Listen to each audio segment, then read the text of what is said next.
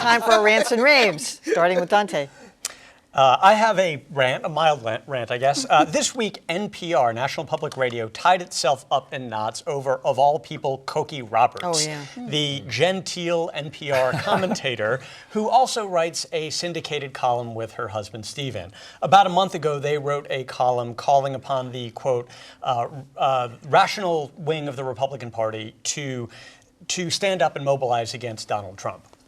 For the crime of expressing a personal opinion about a candidate, Cokie Roberts was grilled on the air at the request of NPR executives on Morning Edition this past Monday. Host David Green asked her, "Can you blame people like me for being a little disappointed?" It's ridiculous. I'm an opinion columnist, so maybe I'm biased about this, but the rather fussy way in which NPR handled what seemed to me to be a non-problem baffled a lot of their listeners, if you actually look at the reader comments on the article.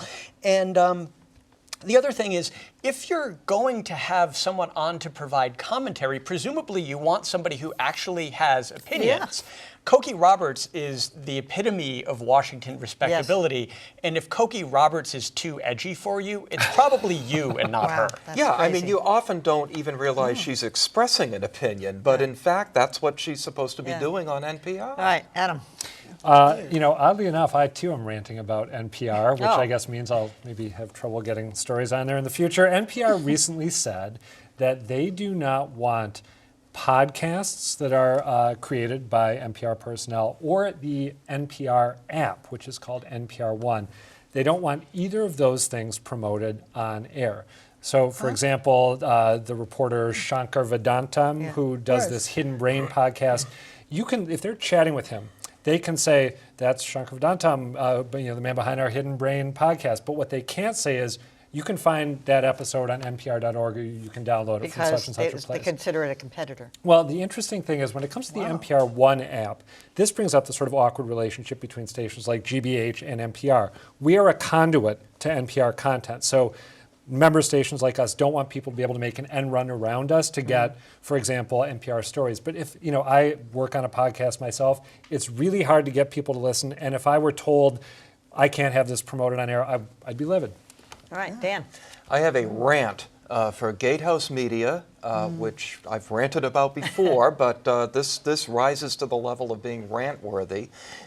We learned this week that Gatehouse is going to be closing its Somerville office.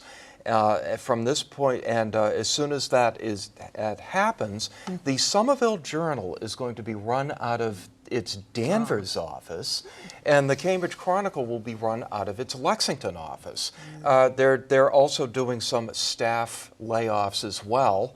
Weeklies like these make money, but it's not enough, so it's just squeeze, squeeze, squeeze. It's a bad move. It reduces the presence in the community. Shame on Gatehouse. I agree, because I like the Cambridge Chronicle. Tally. All right, rant. This is a rave and a rant.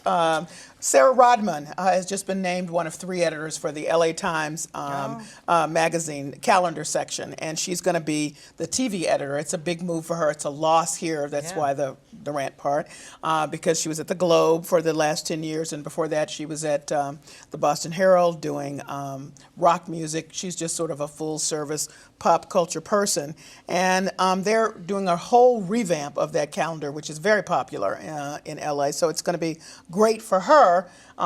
Just, sorry that she's going away and we lose her voice here. Carol Stockman.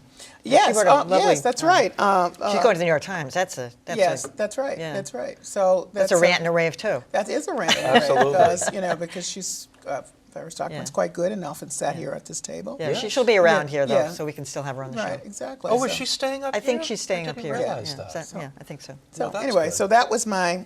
I should say Sarah's one of 3 editors, and all of them, as they say in the business now, are diverse. So makes me happy. All right, good. Well, I have a rant this week also. This one is for the New York Times. So they published an online piece about Bernie Sanders earlier in the week that was really, really positive. I mean, the headline was, I can't read it right now without my glasses, but Bernie Sanders scores victories for years via legislative side doors.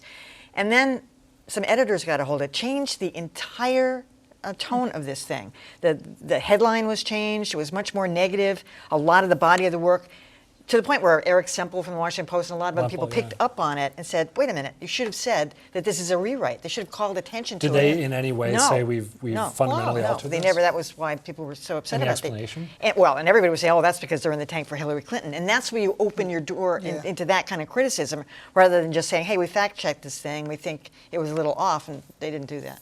So that Why wasn't not? good. I don't understand. I don't know. All right, that is it for our show. Tell us what you think. Email us, tweet us, or leave a comment. We're always on at beatthepress.org.